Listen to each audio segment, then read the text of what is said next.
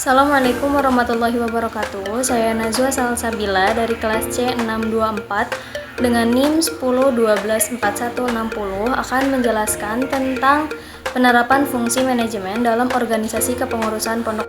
Nah, di sini saya akan menjelaskan tentang penerapan fungsi manajemen yang meliputi perencanaan, perorganisasian, pengarahan, dan juga pengendalian untuk mencapai suatu tujuan di organisasi kepengurusan pondok pesantren. Untuk contoh dari perencanaan fungsi manajemen yang saya terapkan, saya mengambil dari pengalaman saya sendiri sebagai ketua bidang dari kebersihan pada tahun 2021-2022, di mana pada umumnya piket harian hanya dilakukan satu hari satu kali. Nah, untuk perencanaan yang saya ambil adalah 2 kali 1 hari, di mana rencana ini dimanfaatkan untuk mengisi waktu luang supaya tidak terbuang sia-sia. Nah, kemudian untuk analisis SWOT yang saya amati, yang pertama ada kekuatannya terletak dalam kerjasama kelompok yang kuat dan kinerja yang profesional. Yang kedua ada kelemahannya terletak pada miskomunikasi, dikarenakan saya mengambil anggota dari SMP dan juga SMK, di mana waktu sekolah atau waktu kegiatan mereka berbeda. Yang ketiga ada peluangnya adalah menciptakan program baru seperti opsi per minggu dan juga bazar pakaian. Nah, kemudian untuk ancamannya adalah beradaptasi perubahan yang sulit.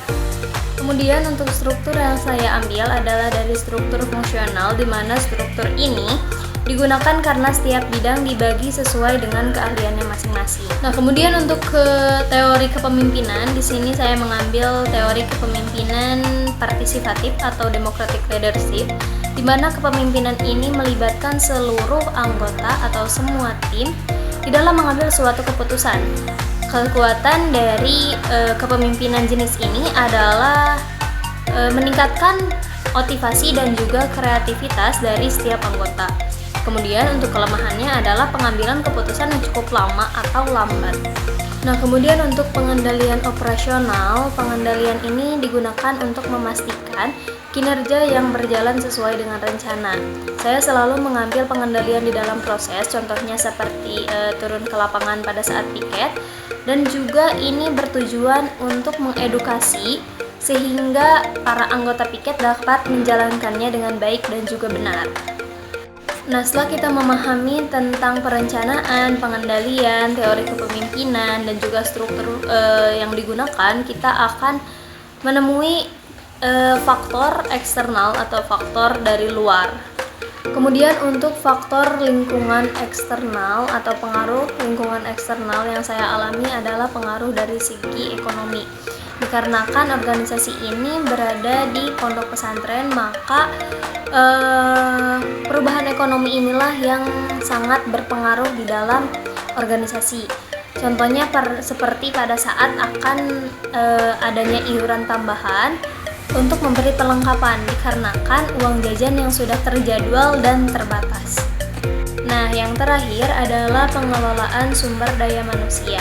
Sebagai ketua dari bidang kebersihan, tentu saja hal ini menjadi hal yang sangat penting, seperti proses rekrutmen dan seleksi. Proses rekrutmen yang akan saya ambil atau yang sudah saya ambil adalah proses rekrutmen bersyarat yang dilihat dari kebiasaannya sehari-hari.